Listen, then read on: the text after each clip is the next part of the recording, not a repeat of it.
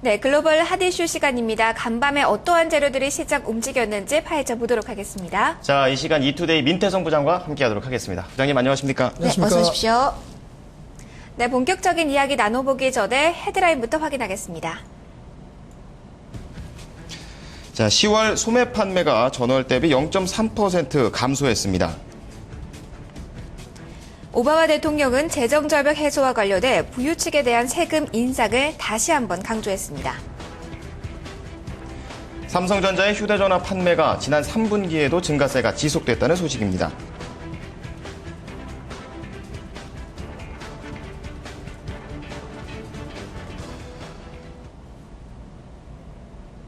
네, 먼저 지표들부터 확인을 해보도록 하겠습니다. 전반적으로 기대에 미치지 못한 지표였습니다. 소매 판매가 감소했는데 이게 허리케인 샌디의 영향인가요? 네, 그렇습니다. 이번 주에 가장 중요한 지표 중에 하나가 되겠습니다. 미국의 소매 판매가 공개가 됐습니다.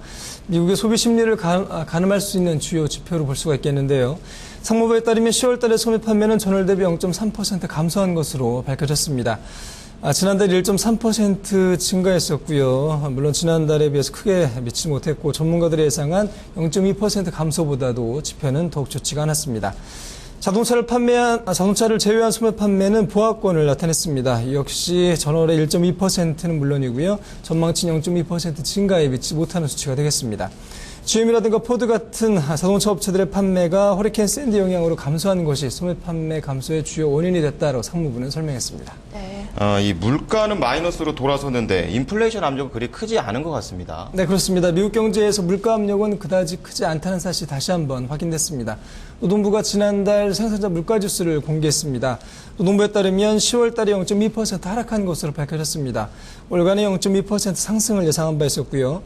식품과 에너지를 제외한 근원 PPI는 0.2% 내렸습니다. 2010년 11월 이후에 첫 마이너스를 기록한 셈이 됐습니다. 전문가들은 에너지와 차량 가격이 빠진 것이 생산자 물가지수 하락을 주도했다라는 평가를 내놓고 있습니다. 실제로 난방용료 가격은 10월 달에 3.3% 빠졌고요. 가솔린 가격 또한 2.2% 내렸습니다. 네, 이렇게 이 PPI 하락이 좀 달갑지 않은 것은 이 글로벌 수요와도 좀 관계가 있는 건가요? 네, 그렇습니다. 물가 하락이 인플레 압력이 없다는 긍정적인 요인보다 최근에 미국 경제에서는 오히려 경제 성장이 둔화되는 그런 증거로 볼 수 있다는 우려가 커지고 있는데요. PPI 하락세는 유럽 제조용기 여파로 글로벌 수요가 줄고 있는 영향이다라고 전문가들은 평가하고 있습니다. 실제로 트럭을 제외한 승용 차량 가격은 10월 달에 1.6% 하락한 것으로 밝혀졌습니다. 2009년 7월 이후에 가장 큰 폭으로 내린 셈이 됐고요. 기업들의 가격 경쟁력도 그만큼 낮아지고 있어서 수익성도 우려된다라고 전문가들은 지적하고 있습니다. 이 연준의 경기 부양에 인플레이션이 부담이 되지 않는다라는 것은 뭐 긍정적인 것 아닌가요? 네, 그렇습니다. 현재 연방준비제도는 사실상 제로금리인 초저금리 정책을 유지하고 있습니다. 이 같은 초저금리 정책의 배경에는 인플레 압력은 없다라는 그런 가정이 녹아 있는데요. 연준의 양적 완화와 초저금리 정책의 물가는 더 이상 문제가 되지 않는다라고 전문가들은 평가하고 있습니다. 시장 조사기관인 포캐스트는 물가 상승 압력은 완화할 가능성이 높다라고 점쳤고요. 인플레이션이 악화할 것이란 주요 위험은 전혀 없는 상태다라고 덧붙이기도 했습니다. 그러나 유동성 함정으로 성장이 정체될 가능성이 높다는 것은 부담으로 작용할 것으로 보입니다. 네, 오늘 발표된 지표들이 전반적으로 부진하긴 했습니다. 하지만 긍정적인 측면도 분명히 있겠죠. 그렇겠죠. 아무래도 연준의 경기 부양이 인플레에 부담이 되지 않는 것은 뭐 긍정적으로 봐야 될 것 같습니다. 네, 이 시점에서 조금 전 발표된 FOMC에 대한 내용을 좀 체크를 해보고 가야 될 것 같은데요. 네. 이 연준의 일부 위원들이 내년에 QE3 확대 필요할 수도 있다라는 코멘트를 남겼네요. 네, 그렇습니다. 연준이 지난달 23일 날 열렸었죠. FOMC 의사록을 공개했습니다. 연준에 따르면 4차 양적 완화에 대한 가능성을 열어둔 것으로 밝혀지고 있습니다. 이번 12월 달에 올해 마지막 FOMC를 남겨두고 있는데요. 내년 초에 연준이 추가적인 양적 완화, 경기 부양 조치에 나선다면 경기 회복에는 더욱더 도움이 될 수 있겠습니다만 오히려 시장에서 이러한 소식이 전해졌을 때 경기에 대한 우려가 더욱더 커질 수 있다는 점은 양면의 날로 작용할 수 있다는 점 감안해야 될 것 같습니다. 네, 앞으로 이 연준의 어떤 움직임을 취할지 이 점 포커스를 맞춰서 봐야 될 것 같습니다.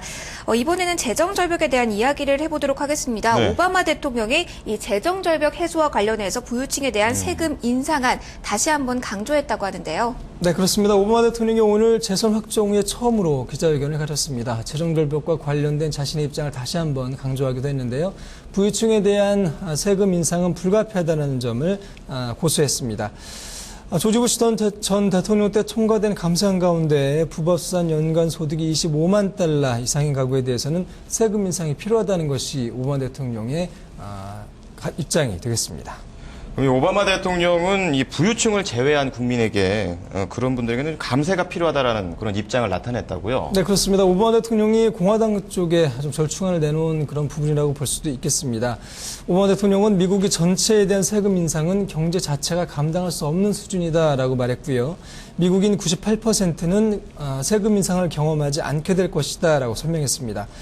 또 증세와 관련해서도 중소기업의 97%는 세금이 올라가지 않을 것이다라고 설명했는데요. 또 세금 문제를 해결한다면 사실상 재정 절벽과 관련된 문제의 절반은 제거되는 셈이다라고 덧붙이기도 했습니다. 네, 무엇보다도 이 중산층을 위한 정책 마련이 가장 시급한 것으로 같은데요. 어떠한 이야기들이 나오고 있습니까? 네, 대선 당시에도 중산층을 어떻게 살릴 것인가에 대해서 대선 후보들이 따라서 토론을 벌이기도 했었는데요. 오바마 대통령은 세금 문제는 해결할 수 있는 것이고 세수 증대를 위한 아이디어에도 열린 태도를 유지하고 있다는 입장을 밝혔습니다. 무엇보다 중산층을 보호하면서 재정 적자를 줄이는 것이 급선무다라는 점을 강조했는데요. 중산층에 대해서는 재정 적자 감축과 관련해서 많은 희생을 요구하지는 않을 것이다라는 점을 강조하기도 했습니다. 앞서서 말씀드린 것처럼 공화당은 부합산 소득 25만 달러 이상에 대해서 감세를 얘기하고 있고요. 그 밖에 소득계층에 대해서 감세한 연장안을 통과시켜야 된다는 점을 촉구하고 있습니다. 참 이 재정 절벽에 관련해서는 민주당을 좀 비롯해서 네. 전체적으로 초당적인 협력을 다시 한번 또 강조를 했다고요. 네, 오바마 대통령은 재정 절벽을 피하기 위해서는 민주당의 노력이 무엇보다 필요하다는 점을 강조했습니다. 그만큼 초당적인 협력이 있어야 된다는 점을 밝힌 것으로 보이고요. 미국 경제에 대해서는 여전히 회복하는 과정 중에 있다라고 평가했습니다. 역시 최우선 순위는 일자리와 성장이 될 것이다라고 오바마 대통령은 말했습니다. 롬니 후보와 관련해서는 일자리와 성장과 관련해서 들을 만한 아이디어가 있다면 언제든지 만날 용의가 있다라고 밝혔습니다. 네, 이 재정 절벽과 관해서 초당적인 합의가 이루어져야 될 텐데 하루빨리 이루어진 소식 들고 오시길 저희가 기다리도록 하겠습니다. 네, 이번에는 스마트폰 시장에 관한 이야기를 해보겠습니다. 네. 삼성전자의 강세가 이어지고 있다고요? 네, 오늘 시장조사기관인 가트노가 3분기에 주요 업체들의 스마트폰 실적과 휴대전화 판매 실적을 내놨습니다. 삼성전자는 3분기에 휴대전화 판매 대수가 전년 동기 대비 18.6% 증가했습니다. 9,800여만 대에 달했고요. 세계시장 점유율은 22%로 올랐습니다. 작년에 18.7%였는데 5%포인트 가까이 증가하는 모습을 보였습니다. 스마트폰의 경우 5,500만 대를 팔아서요. 세계시장 점유율은 32%대를 넘어섰습니다.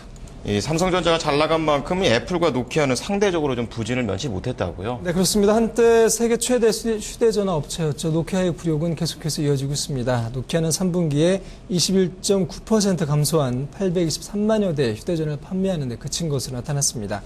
스마트폰 판매에서도 하락세를 이어갔는데요. 720만 대를 기록하면서 전 세계 순위는 7위로 급락하는 모습을 나타냈고요. 애플 역시 전년 대비 36.2% 증가한 2,360만 대의 스마트폰을 판매했습니다만 시장 점유율은 14%대로 떨어졌습니다. 전 세계 휴대전화 판매 역시 감소세를 보였습니다. 전년 대비 3.1% 줄어서요. 4억 2,700여만 대를 기록하는 데 그쳤습니다. 오늘 애플의 주가는 1% 정도 빠졌습니다. 네, 스마트폰 시장에서 이 삼성전자의 강세 정말 대단한 것 같습니다. 이제 앞으로 또 애플과 또 이 벌어진 격차가 다시 또 언제 또 기어질지 4분기에도 좀 지켜봐야 될 것 같아요. 네. 자, 그러면은요, 이제 유럽 얘기 좀 해보죠. 주요 증시 좀 하락 마감했는데 경기 부진 우려가 컸다고요? 네, 유럽의 주요 증시는 약세를 면치 못했습니다. 지표도 안 좋았고요. 기업 실적도 시장에는 부담으로 작용했습니다. 영국 FTSE 100 지수가 1.11% 내렸습니다. 프랑스 증시 역시 0.89% 빠졌고요. 독일 닥스 지수는 0.94%, 1% 가까이 하락했습니다.